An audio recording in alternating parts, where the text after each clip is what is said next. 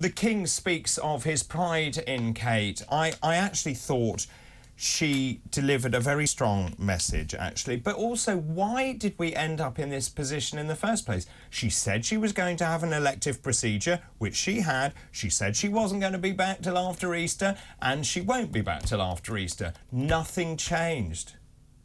No, but I think just the public clamour, the wildness, the Wild West nature of the sort of conspiracy theories put undue pressure and strain on the family, thinking, well, we've got to try somehow start controlling it. But the one thing William wanted to make sure, it was very much on his terms, in the sense that when his wife felt right and capable of giving a statement as to what she was going through. And it clearly, in the statement, it was pretty tough for her to do. Hence the feeling the voice was quavering at times. It was a tough gig to do, and she pulled it off. And I hope now that it will enable them to spend the Easter holidays with a degree of privacy. But let's put yourself in William's shoes. Not only is he battling is helping his wife come through a problem, he's also got his father going through a cancer treatment.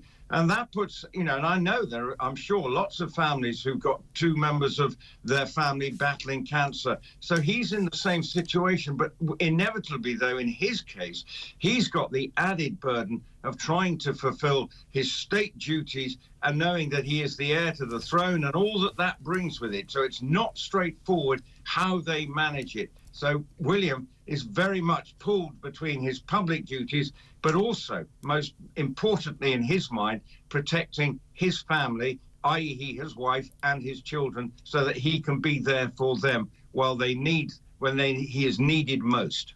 Just finally, Rupert, if I can ask you, in terms of the palace comms, their view was that they were going to say nothing at all. Do you think they handled this correctly?